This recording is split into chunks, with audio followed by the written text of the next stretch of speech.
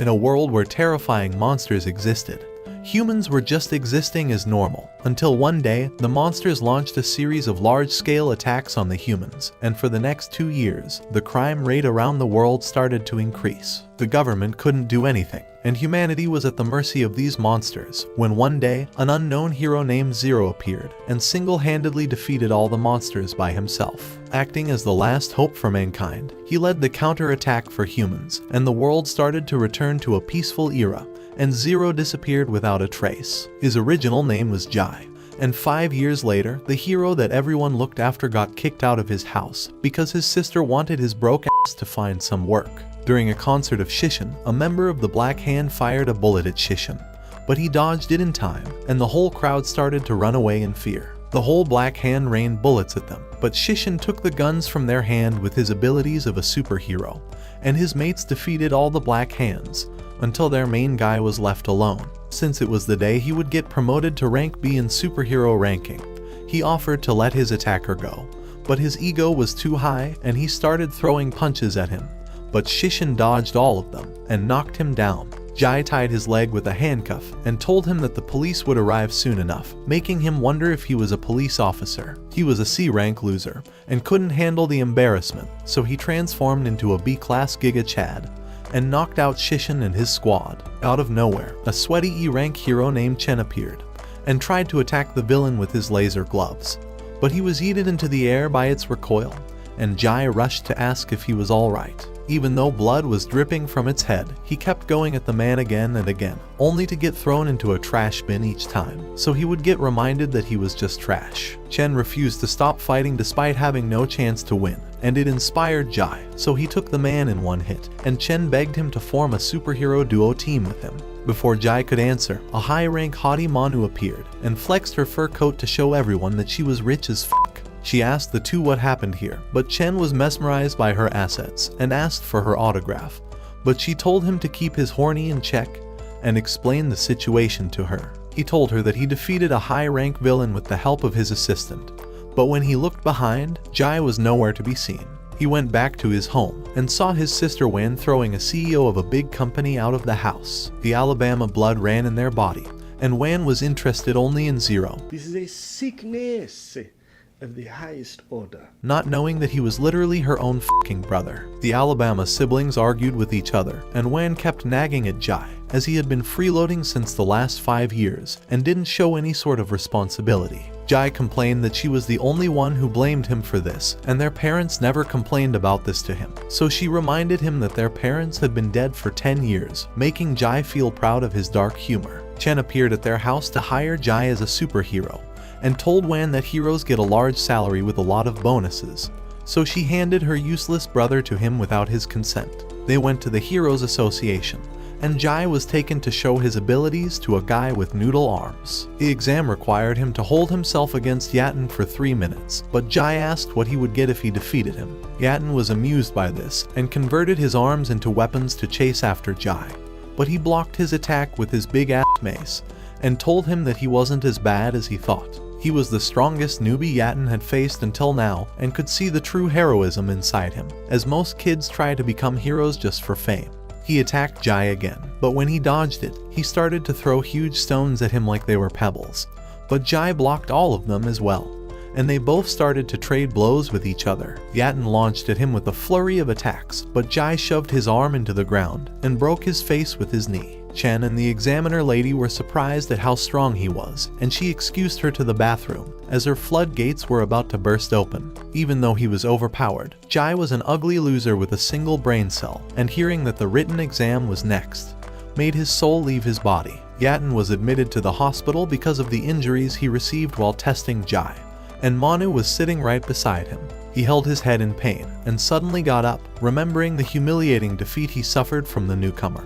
But Manu told him to just forget his defeat, as Jai was probably stronger than an A-rank hero. Despite being strong, his written exam was an embarrassment to look at, and he wrote that he didn't want to be a hero. When the results of the exams were revealed, Chen laughed at Jai, as he just scored 13 points in the written test, and told him that a toddler had more brain power than him. Jai felt humiliated, and told him to leave him alone, but Chen reminded him that every person needs a partner. However, he felt that weak teammates were just a hassle, and they continued to argue when their attention was diverted to a four-eyed nerd named Yan who was getting bullied by a group of heroes called the Golden Triangle. They threw Yan away like he was pillow, but Jai caught him and was about to paint his fist red with their blood when Chen attacked them out of nowhere. He was no match for them, so Jai had to step in eventually to save him and threaten them to not disrespect his teammate. The Golden Triangle did the fruitiest pose in the history of all anime, but it was interrupted by the unlucky hero, Shisen. Because of his unlucky presence, the Golden Triangle distanced themselves from him and ran away like a bunch of pussies. They all introduced themselves to Shisen, and he told them that they were the first people in years who talked to him normally. He was a degenerate weeb who only had 2D anime girls as friends, and Jai turned out to be one of them as well. When he said he wanted to become his teammate, Shisen couldn't control his happiness hearing that. Yan asked what his special ability was, so he told them that he brought doom to anybody near him. When he was a child, his orphanage was caught on fire and he was sent to another one, but it was destroyed by landslides. After he destroyed the homes of dozens of orphans with his bad luck, he started living in the streets, and the only good thing that happened to him in his life was Zero rescuing him from a monster, making Jai wonder if his whole life was shit because of him rescuing him. Getting excited after remembering his idol, Shisen punched a pillar, but his unluckiness kicked in, and the whole room started to crumble. Yan was crushed under the rubble, and Jai got busy rescuing the other people while telling Shisen to move his ass as well. The injured were taken to a hospital, and Yan had bandages around his whole body because of his injuries. Susan came to visit him, but he told him to get his unlucky ass out of there. Jai reminded him that he didn't do it on purpose, and they all became teammates later. On their first mission, Jai and Chen were chilling on top of the roof of a tall building, while Shisen was locating the criminal groups they had to take care of. Being the nerd of the group, Yan was working on creating gadgets and acted as their errand boy. He made some rocket boots for Chen, and the first thing he did with that was launching himself into the air uncontrollably. Meanwhile, the criminal groups were trading a slime monster with each other, and Jai and his teammates arrived to stop their illegal dealings. When they fired bullets at them, Yan used the power of nerdness and tons of glasses to steal their guns,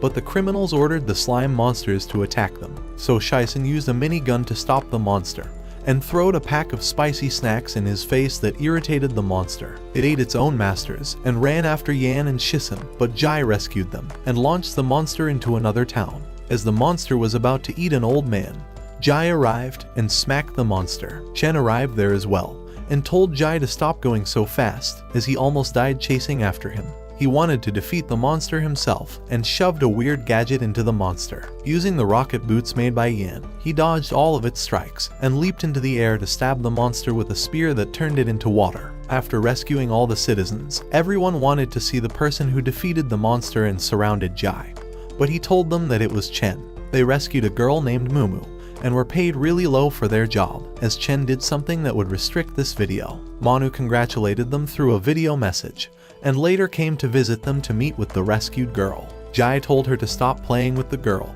and come to the point, so she gave them a memory chip and told them that several years ago, Genetic Evolution Company established charities around the world for homeless children, but their intention was to use the children for experiments, and the little girl they brought was the only experiment that was successful, as all the other students died. Enraged after hearing this, Jai lost control of his powers for the time being and couldn't control his emotions, but he eventually came back to his senses. After she had done some experimentation, Manu realized that the root of all evil was their leader Aoyang Rui, who was the president of the Hero Association. When Jai and the others took Mumu for shopping, his sister Wan thought that he had weird kinks and asked if he had kidnapped the girl, so he told her that he rescued the girl during a mission. Seeing her cute smile, Wan hugged her and started to act like those boys were torturing him this whole time.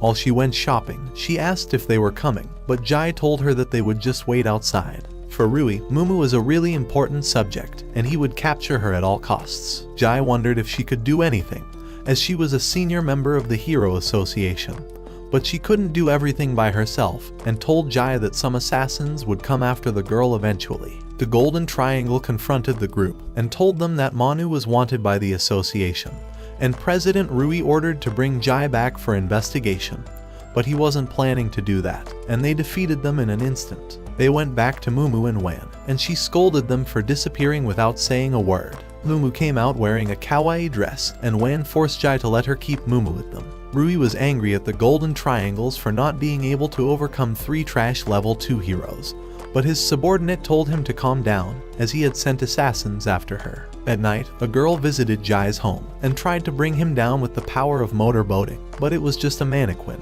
and she got scared seeing a bunch of dummy faces with toothbrushes in them. She thought that it was some kind of weapon, so she shoved the toothbrush in Jai's mouth when he showed up, and his degeneracy kicked in as his Excalibur started to rise. She grabbed another gadget and attacked the pervert with it, but all it did was remove his clothes, and her meat curtain opened seeing his elephant's trunk. But she wanted to protect her chastity and escaped from the window. While Mumu and Wan were taking a bath, a man was looking at them through a window, and Jai appeared behind, and the pervert asked the assassin if he was a pervert himself. The assassin proclaimed to be the top killer of the Hero Association and attacked Jai, but he was left with bruises after a single strike, and injected a power-enhancing drug in his body to gain unimaginative S-rank power. He started to teleport around Jai in high speed, but he was still no match for the protector of chastity, and got his arm cut off. However, he regenerated his arm and attacked Jai with a barrage of punches, but he dodged them easily and took him down with one hit. He spared the assassin and told him to tell his master to not come for Mumu anymore, but the assassin threatened him by saying that he would come after his sister and the little girl, and would do the worst imaginable things possible to them. Hearing this, Jai unleashed his true powers and hit him with a strike so powerful that it leveled a fucking mountain. When he went back to the home, Wan told him to sleep on time, and went to sleep with Mumu herself. Earlier, Manu believed that a big battle was necessary to rid this city of evil like Rui, and the other trashes who controlled the Hero Association, and asked for his help. Holding the memory chip in his hand, he vowed to restore this world again. Manu informed everyone that Rui and the people from the Genetic Evolution Company would meet each other tomorrow, and she had managed to get more heroes to help them stop the villains. One of them was Yi, and she called everyone trash virgins, so Jai told her that she was a short, ugly girl. Chen tried making a joke as well, but Yi kicked his butt and told him to shut the fuck up. At the time of the meeting, the group secretly watched the two parties with each other, but the muscle men Manu had hired were focused on feeling Jai's body. When Gan from the Evolution Company arrived in a helicopter, the muscle boys charged without waiting for Manu's orders, and everyone else followed in their footsteps. They fought with Rui's bodyguards, and Gan tried to escape from his helicopter, but Yi destroyed it. Rui told a sniper named Ju to bring Yi down, and he shot her ice wings from a long range, causing her to fall to the ground. Manu told Jai that she would hold back Rui, and told him to go after Gan. He sent Feiwu to attack Jai, and she immediately chased after him with his katana, but Jai blocked all of her attacks and threw her back to her master. Chen arrived there as well since 2 versus 1 wasn't fair, and he started to fight Feiwu so Jai could focus on Gan. He charged at him, but Gan wasn't a weak-ass noob like the rest there and successfully dodged all of his attacks. Chen and Feiwu took their fight to the forest, and he exchanged attacks with his fear. She went out of his sight, so Chen closed his eyes to heighten his senses and hit Feiwu in the guts when she appeared again. Yan came to check if he was alright and offered her help, but she was a bitch who thought that he was a bother. She created an ice shield to protect the both of them against Ju's sniper rifle, but she got injured when her wall broke, and Yan carried her to safety on top of a tree. Based on where the bullets were coming from, he pinpointed Ju's location and told Yi to fire at that spot. Manu came face to face with Rui and covered her arms in ice to block the metal projectiles that Rui was throwing at him. She moved closer to him while blocking all of them and managed to hit his left arm, but he was unfazed as it was made out of metal. She leaped at him, but Rui rendered her defenseless with a gut punch, and she fell to the ground after he hit her spine with an elbow. Meanwhile, Ju wasn't defeated and imprisoned Yi in a force field.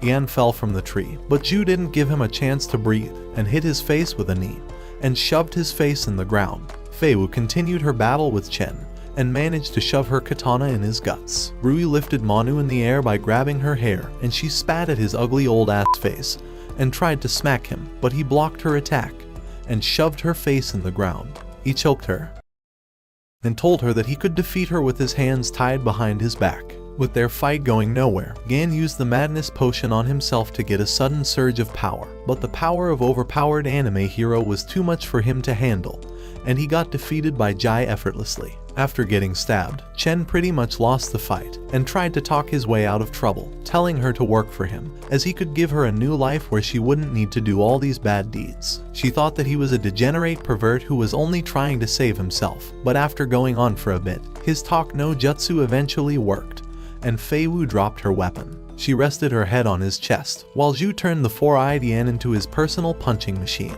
He threw a grenade at him, but Zhu threw it away, and focused his attention towards Yi. Not caring about his life, he jumped at him again, only to get KO'd to the ground when Zhu punched his ugly face. Yan watched in horror, and with tears raining down from her face, she begged Yan to run, but he refused to give up, and Zhu knocked him out for good. Seeing that, Yi unleashed all of her powers and decapitated Zhu's head after trapping him in her ice. Lanu and Rui realized that Zhu had died, and she thought that it was time for her counterattack.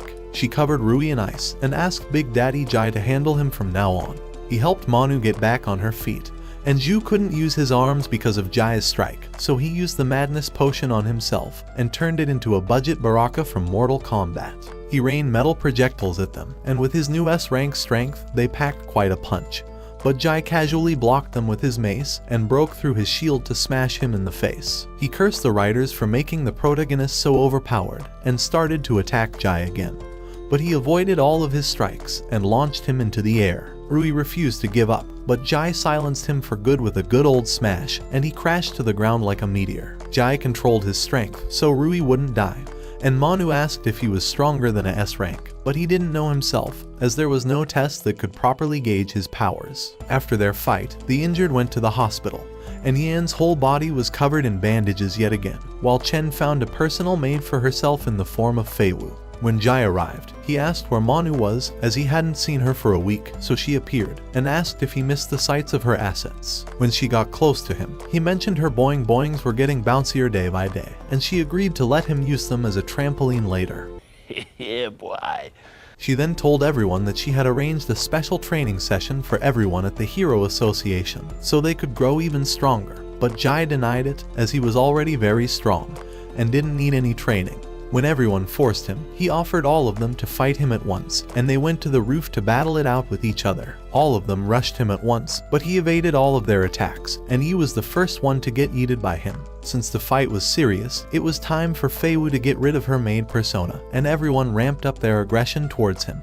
But nothing was of use against him. Manu covered him in ice, and as she was about to say that no one could escape it, he brute forced his way out of there, and defeated everyone. With the fight over, he went back to his home, only to get beaten up by Wan, as he brought a street dog home. But Mumu begged her to let them keep the dog, and seeing her puppy eyes, she agreed. The next day, she ended up taking care of the dog, and took her to the laboratory she was working at. She was supposed to work with Professor Qin, but he was busy with the Aoyang family, and told her to do her experiments by herself. The head of the Aoyang family was present there, and when he learned that Aoyang Rui had no chance of recovery, he killed him, and told Qin to carry on with his research. As he was about to leave, Manu's brother Yang arrived, and the old man told him to take care of her sister, who was being a nuisance to them. Yang had brought another scientist named Musi to help Qin speed up the research, and told him to move his ass fast, as he eagerly awaited the results. In the Hero Association Tower, everyone did their special training, and Manu started to get all kinky towards Jai, and he wondered if fighting against Rui unlocked her horny personality. Shishin then arrived, and asked Jai to guide him on how to riz hot girls like Manu, but he told him that no one can become a riz lord like him.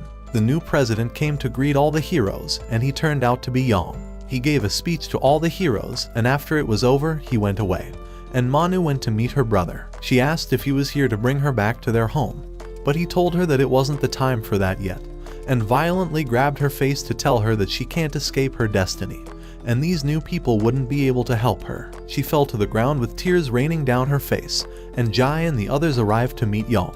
Knowing that he had defeated Rui and the Genetic Evolution Company, he asked Jai if he wanted to join his family, but he told him that he doesn't like to be around fuckboys like him.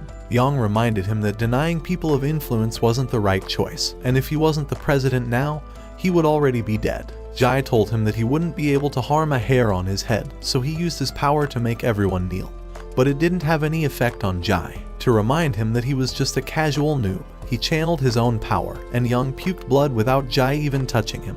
When Jai and the others left the building, he told Shisen to keep an eye on Manu, At the laboratory, Wen experimented on the dog that she had named Dudu and made him more intelligent. Musi complimented her efforts, and when he went away, her lover Feng arrived and told her that the Dong and Aoyang family was supporting this research, and they had ulterior motives. He got his guards to surround the area, and when Jai and Chen were walking on the street, they detected a sus woman, and Jai told Chen to handle this girl in his usual way. Jai threw the woman back at her subordinates, and she looked like she just had the best time of her life. After defeating all of them, they realized that they were from Feng's family. Jai and Chen immediately went to meet Wen, and he gave her a necklace that would notify him whenever she would be in danger. But she didn't know that her brother was the strongest person in this world, and pushed him away, as staying in this lab was dangerous. The night came, and Shisen noticed Aoyang Zihao arriving at Manu's house with his robot bodyguards. She was supposed to be his future wife, but Manu didn't like him and called him a pig, so he grabbed her from behind and told her to shut her mouth before he would shove his piss rocket in it. As he was about to forcibly take her away, the muscle men arrived to protect their mistress, but Zihao's guards surrounded them and quickly started to beat the muscle men to a pulp.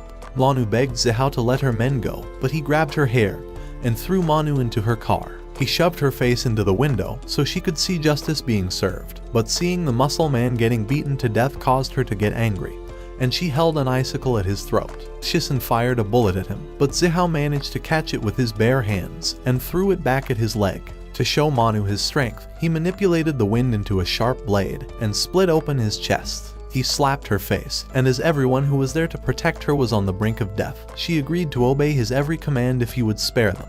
But he just drove away, and as the robot was about to finish off Shisen, Jai arrived to save him. He used his fire spirit sword to cut the robot in half, and the rest of the robots fired lasered beams at him. But he quickly took care of them, and Zihao wondered who this man was. Jai wanted to go save Manu, but treating the injured was of more importance at the moment. They all gathered at one place so they could plan how to save Manu. With the help of the Dudu, Feiwu had managed to disable all of the defenses of the Aoyang house, and told them that the marriage ceremony between Zihao and Manu would be held tomorrow. The next day, Shishin distracted the guards with the help of his fan base, and the rest of the boys secretly made their way into the house. Zihao met his soon-to-be wife, and aggressively asked her who Jai was, as he wanted the fire spirit sword he had, and threw Manu into the ground when she refused to tell him anything. Yan was distracted when he saw Yu with a handsome guy, and Jai and Chen continued to move toward Manu. They bumped into some guards, so Chen started to fight them while Jai reached Manu's room. He mentioned how nice her plot looked in the wedding dress and told her to run away with him. But she couldn't bring dishonor to her family, as this wedding was supposed to make the relationship between Dong and Aoyang family good, and attacked Jai when he continued to force her. Blocking her attacking, he pulled her closer and told her that she was really important to him. She wanted to go with him, but felt like the Aoyang family was the strongest, and betraying them wouldn't end up doing good.